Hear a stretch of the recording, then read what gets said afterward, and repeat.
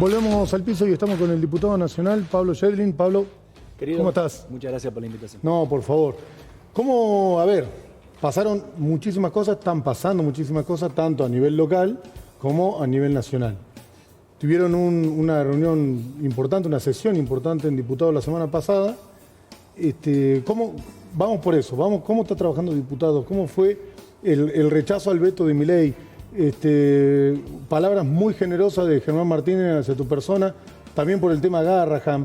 ¿Cómo están viviendo en la actualidad en la Cámara de Diputados? Porque es ley veto contra veto, digamos. Sí, la verdad que nosotros creemos que la Cámara de Diputados se ha transformado de alguna manera en un lugar de resistencia a las políticas de ajuste de este gobierno, que han sido, como vos sabés, en algún momento te diría casi incomprensibles, ¿no? No hay ningún motivo financiero, económico, para que vos desfinancies al Hospital Garrahan, que es el lugar de la máxima complejidad pediátrica del país, a donde 300.000 chicos de todas las provincias llegan todos los años a atenderse de cosas que las provincias no pueden resolver. O sea, 100 chicos por día aproximadamente. Y la ley cuesta, suponete, 90 millones de dólares. Es ridículo. Claro. Vos te das cuenta que el otro día vendieron 678 millones de dólares en un día para mantener el precio del dólar un día. ¿Y entendés la lógica del por qué? Porque vos podés atacar por el tema del discurso de Milei de se gasta mucho, hay que mantener el equilibrio fiscal, pero ¿por qué el Garrahan? No, ¿por qué jubilados? En realidad es todo. En realidad la verdad es que es todo. Ellos en esta idea de ajustar todo no hacen diferencias. Justamente el gran objetivo del presupuesto, la ley de presupuesto, es priorizar, porque hay una regla económica que no nos escapa, y es que las necesidades siempre son infinitas y los recursos son limitados, y eso no escapa a nadie. Ahora, ¿qué hace el presupuesto? Decir, bueno, a ver, ¿cuáles son las cosas que sí o sí tenemos que gastar? Claro. ¿Y cuáles son en las que nosotros podemos ahorrar o podemos no invertir? Claro. Bueno, este es el gran desafío que tiene ahora. La Argentina hace 2 años no tiene presupuesto, porque este gobierno no lo quiso tener, y entonces ocurren estas cosas. Entonces, no es lo mismo dejar sin financiamiento a una área administrativa de producción, claro, que dejar sin financiamiento a las universidades, al Garrahan, a la discapacidad. ¿Qué es lo que pasó? En realidad es esto, y cuando vos ves que estos lugares tan sensibles, ¿por qué estos lugares sensibles salen a la palestra?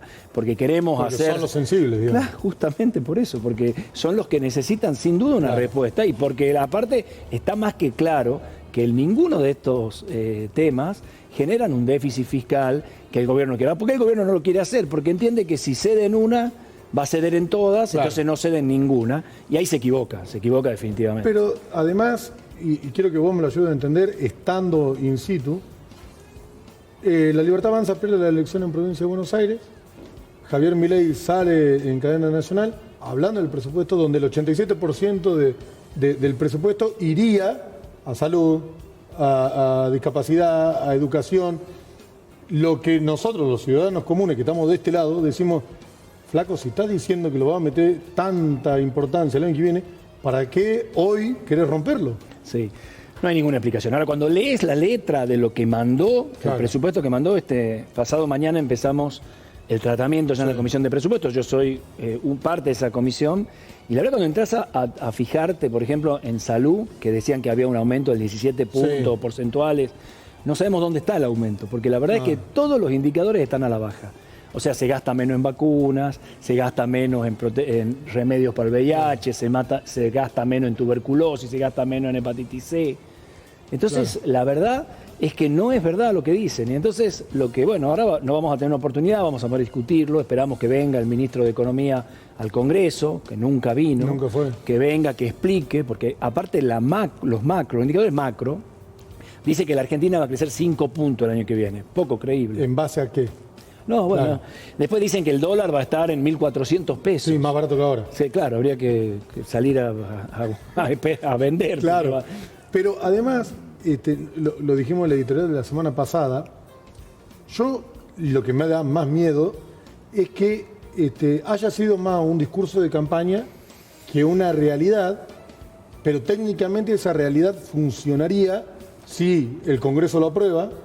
Y si el Congreso no lo aprueba por estos puntos que vos estás diciendo, va a ser el Congreso el que no quiere financiar al Garrahan. Bueno, es lo que nos está pasando. que la otra vez también vinieron con un proyecto de presupuesto, se intentó hacer alguna modificación, se enojaron, no presentaron presupuesto y gobernaron sin presupuesto, pero bueno, eso, digamos, ese nivel de seriedad también se refleja en el riesgo país. O sea, nadie va a invertir en un país donde vos tenés un presidente que no quiere tener presupuesto por 3 años consecutivos, porque muestra a las claras que no quiere ser controlado, digamos. En definitiva, el presupuesto nos permite a nosotros saber cuánto vamos a gastar, pero también saber cómo vamos a controlar lo que no se gasta y sobre todo priorizar, ¿no? Esta idea de la priorización. Ahora, vos tenés justamente en la zona de la discapacidad, están previendo para el año que viene en este presupuesto 100.000 pensiones menos por discapacidad. Claro. O sea, siguen ajustando. Si vos vas a ver la cantidad de tratamientos para hepatitis C, son menos. Y no es que hay menos hepatitis C. No es que menos tuberculosis. No, es que de repente... no hay ninguna epidemia de salud. Los tipos gastan menos porque quieren ahorrar para mantener el dólar barato, para el tema este de la ficción esta del superávit fiscal y la ficción del dólar barato, porque entienden que esto les garpa políticamente. Será hasta octubre. Ahora entraría, eso te voy a decir, ahora entraría una inyección de dólares de parte del Tesoro de Estados Unidos. Esa inyección, ¿para qué es? Bueno, vamos a ver, hay que ver, primero hay que decir que es ilegal en la Argentina que el gobierno nacional tome una deuda externa sin pasar por el Congreso. Eso es ley de la Argentina. Ya lo hicieron con el Fondo Monetario, hicieron un DNU, con eso creen que han salvado la plata, veremos cómo resuelven.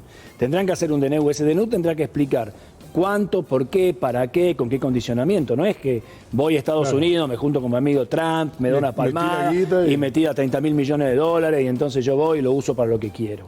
Seguro la Argentina tiene el año que viene 2 temas importantes, que son 2 vencimientos de deuda con el Fondo Monetario, con el cual no podemos entrar en default. Ahí tenés cerca de 9.000 millones de dólares que la Argentina sí o sí necesita y que no tienen las reservas, porque este gobierno se jacta de no tener reservas y decir que no las necesita. Pero además, Caputo, no sé si fue un error discursivo o una realidad. La semana pasada estuve en un medio diciendo que vamos a gastar hasta el último dólar que tengamos para mantener el dólar bajo. Sí, tenemos 22.000 millones, que no es verdad, aparte, no los tienen, pero suponete, vamos a gastar hasta lo último, al otro día, bueno, el mismo autor de la misma línea que compraba dólares campeón, digamos. Claro. Y ahí están comprando dólares campeón y no sabemos cómo hacer para que el dólar baje. Ahora, la Argentina necesita estabilizarse, indiscutiblemente, pero también necesita tener la noción de que la Argentina produce menos dólares de lo que necesita. Y esto es un enorme problema que tenemos, que termina en financiamiento externo, porque nosotros no producimos dólares, para que genere dólares. ¿Cómo salimos de esto? Bueno, podemos sustituir importaciones, o sea, importar un poco menos, puede ser. Este gobierno está haciendo todo lo contrario, porque está importando todo. Más para vender. Claro, y que lo que exportemos sea más cantidad o más calidad en precio. Claro, con valor agregado. Claro, ese es el desafío. Ahora, cuando vos tenés unas economías regionales fundidas en todo el país, acá en Tucumán, ¿te acordás? Nosotros exportábamos 70 aviones de arándanos a Estados Unidos y se no se exporta ninguno. Bueno, ese es el... ¿Ningún avión de arándanos se está exportando? Exactamente, ningún avión. De 70 a ninguno. Esta es la diferencia. Es una locura, digamos. ¿Y qué opinas? ¿Y qué opinas? Bueno, pero esto es lo que está pasando con todas las economías regionales. ¿Pero por qué? Porque al valor de dólares, por lo menos que teníamos hasta hace un tiempo, ahora capaz que con esta devaluación que está ocurriendo esto cambia, no era competitivo, digamos, no valía la pena. ¿Sí? Es un problema. Tenemos un gobierno nacional que definitivamente tampoco se preocupa ni por la obra pública y nosotros sin infraestructura es muy difícil tener inversión. Hubo un fuerte reclamo de los gobernadores que formaron este grupo de Provincias Unidas en ese punto específico. Necesitamos obra pública. Claro. Necesitamos que baje guita para la obra pública. Claro, pero ¿por qué? Porque hay todo... Obviamente que la obra pública tiene en la Argentina la historia de que hubo hechos de corrupción asociadas a la obra pública. Bueno, hay que controlarlas, habrá que ser duro con eso, todo. Ahora, la Argentina no puede darse el lujo por el tamaño del país, además. Y por la déficit de infraestructura. Claro. Nosotros nos faltan cargas. Nosotros tenemos todo para hacer en la Argentina. Desde ferrocarriles, carreteras, aeropuertos, agua, cloaca. Necesitamos la obra pública. Entonces, además la obra pública es virtuosa porque genera empleo, genera movimiento económico, genera desarrollo. Entonces tiene todo para... Ahora, vos tenés un presidente en donde, bajo la idea de todo es corrupto y al final los únicos corruptos son ellos, que le pedían plata a las droguerías suizos para quedarse con el 3% para Karina Milei. Entonces, cae ese relato, empiezan a caer en todas las encuestas y bueno, va a haber una paliza importante en octubre. ¿Vos considerás, y te voy a hacer 2 preguntas en una, que la caída del gobierno comenzó con la viralización de los audios, el escándalo español, porque hasta antes venían como surfeándola, Y punto número 2. 2 veces nombraste octubre en lo que vamos hablando. La primera, que la inyección de dinero colaboraría a que el gobierno pueda llegar hasta octubre tranquilo, y ahora de la paliza que va a tener en las elecciones nacionales. Vamos por parte. ¿El gobierno de Milei empezó en la caída con el escrache a Karina? A mí me parece que el problema económico del gobierno de Milei es de antes. Sí. O sea, el problema económico venía porque es un plan económico que fracasó y que venía fracasando, ¿no? Entonces, ahí vos tenés que se le suma a la caída económica, por un lado, a una caída política en donde los audios de corrupción, un gobierno que se basaba básicamente en esta idea de ir contra la casta y de que nosotros no somos corruptos y que toda la política es corrupta, termina demostrando que los más corruptos son ellos, claro, que no es solamente el 3%, porque vos tenés el efecto, la libra, el tema del fentanilo contaminado, y tenés el 3%, uno detrás de otro. Eso es lo que hablábamos también en una editorial. En 18 meses, 19 meses, tuvo 12, 13 casos de corrupción complicados. Pero también están los casos de los hermanos Menem, con los contratos con el Banco Nación. Entonces, como que es mucho para muy poco tiempo de gobierno. No, es que es un desastre el gobierno, la verdad, lamentablemente. Ojalá, porque mucha gente, yo entiendo, votó a Javier Milei creyendo que era una alternativa a la política tradicional y bueno, es lógico. Es válido, estamos por supuesto, el gobierno anterior había sido malo, el gobierno de Milei esperaban que iba a ser mejor. Pero a tan poco tiempo, una persona que evidentemente usa de ese personaje histriónico, a los gritos y todo, pero que por detrás de eso no hay gestión ni en salud, ni en educación, ni en obra pública, y en economía aparte hacen agua y el plan económico se va, naufraga. Bueno, la gente deja de confiar en esto, claro, y empieza, cuando vos empezás a medir hoy, la fuerza más poderosa hoy en la Argentina se llama antimileísmo, ¿no? Antimileísmo. Que ha superado por lejos al antiperonismo, que por supuesto era una fuerza importante en la Argentina. Y en octubre, paliza. ¿Por qué? Sí. ¿Qué ves? ¿Qué te dicen las encuestas? No, bueno, ¿Qué es lo que estaba hablando con la gente? La tendencia muestra claramente que desde una idea de vamos a pintar el país de lila, hoy, y lo que pasó en la provincia de Buenos Aires, que inclusive nos sorprendió a todos. Porque el número en provincia de Buenos Aires daba ganadora al oficialismo de Buenos Aires, digamos, pero no por tanto.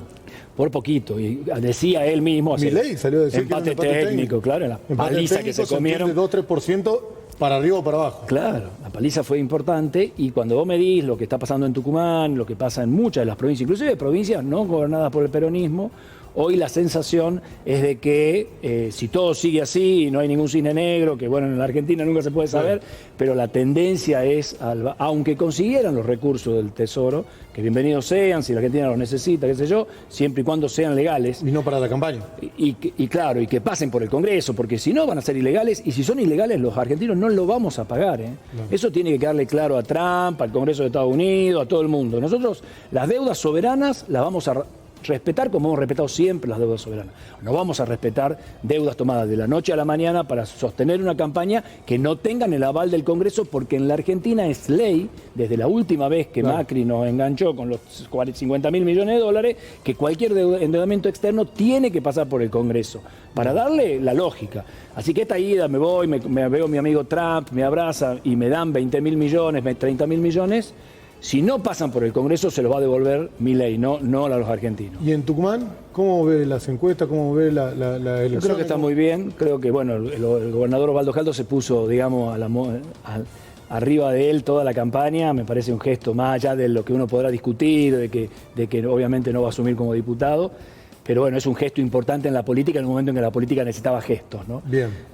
Después, bueno, Gladys, Javier Noguera, e inclusive Juan Mansur también, y Acevedo, Serrando, claro, Carolina Vargas Añase. Son como los nombres propios fuertes del peronismo tucumano dentro de la lista. Claro, exactamente. Y la verdad que hay una representación importante. Me parece que la gente va a tener un nuevo modelo de votar, hay que votar en boleta única, hay que elegir. ¿Considerás que es positivo, que es negativo, que es mejor, que es peor, que es lo mismo? Lo que es importante que la gente sepa es que hubo dos objetivos para la boleta única. Una fue evitar el fraude, no hubo nunca fraude en la Argentina, y claramente la provincia de Buenos Aires vuelve a demostrar... Es un fantasma que una realidad. Sí, es un fantasma alentado por quienes pierden las elecciones, pero acá fraude real en la Argentina, con el sistema anterior no había, ese era un motivo. El otro motivo era económico, y hoy está claro que es más caro el modelo actual. ¿Es más caro el modelo actual? Es más caro el modelo actual. ¿Por qué? Y no Porque sé, siempre se bien, entendió que será el otro por era más caro por la cantidad de votos que había que imprimir. Bueno, pero bastante más caro, no Sí. el doble casi. En Provincia de Buenos Aires se calcula que el costo de boleta única le va a costar al Estado Nacional 150 millones de pesos, cuando costaba 50 en la elección ahora que tuvimos, que fue la elección solamente en Provincia de Buenos Aires. Lo escuché a Axel Kicillof esta mañana decir eso. Así que no es ni más barato ni menos fraude. Pero bueno, lo cierto es que es ley, que en la Argentina vamos a votar con este nuevo modelo, es un modelo más fácil de en algún momento informatizar, así que bueno, qué sé yo, será bueno, yo creo que de vuelta los argentinos, los tucumanos van a poder votar y expresar su opinión, van a tener que elegir el cuadrante. El nuestro es el celeste, el que tiene el mapita de Tucumán, que aparece la cara de Osvaldo Jaldo, y es el que hay que marcar. Y bueno, doblarlo, no hay sobre, y hay que meterlo, hago un poquito de docencia, porque nos parece que es importante que todos los que nos están viendo sepan que se van a encontrar con un sistema distinto. El miércoles tienen reunión de comisión de presupuesto. ¿Cómo va a continuar eso post-miércoles? El miércoles se sientan, discuten, leen. ¿Qué pasa después? Sí, nosotros esta semana tenemos el martes emplazamientos también por el tema de fentanilo, por el tema de Libra, por las interpelaciones a Karina Milei, así que va a ser muy movido el martes también en Buenos Aires. Y el miércoles empieza presupuesto con expert.